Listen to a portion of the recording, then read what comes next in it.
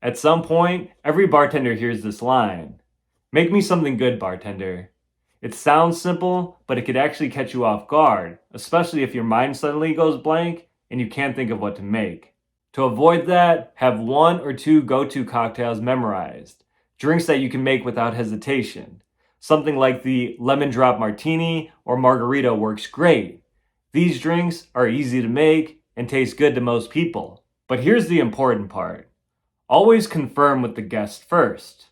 If they say, "Make me something good," don't just start mixing. Ask them, "How about a lemon drop martini? Does that sound good?" Getting that confirmation does two things.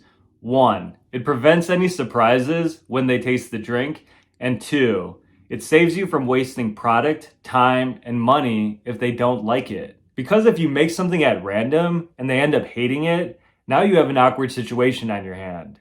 You have to dump the drink, make a new one, and that's a waste of time and money for both you and the bar. So while "make me something good, bartender" sounds innocent, it's actually one of those tricky questions that can test your quick thinking. So be prepared. Have your go-to drinks ready, and always confirm with the guest first before you make their drink. Okay, I hope you guys enjoyed this video and learned something from it. If you'd like to learn more about bartending, I recommend reading my ebook, Bartending School at Home. When you read Bartending School at Home, you'll learn exactly what you need to know to bartend and to get your first bartending job. You'll learn the lingo bartenders use, understand the tools and glassware, and know how to make drinks. Bartending School at Home gives you everything you need to go from knowing nothing about bartending to earning tips behind the bar as a hired bartender. Thank you very much for watching, guys. Have a great night, and I'll see you in the next video.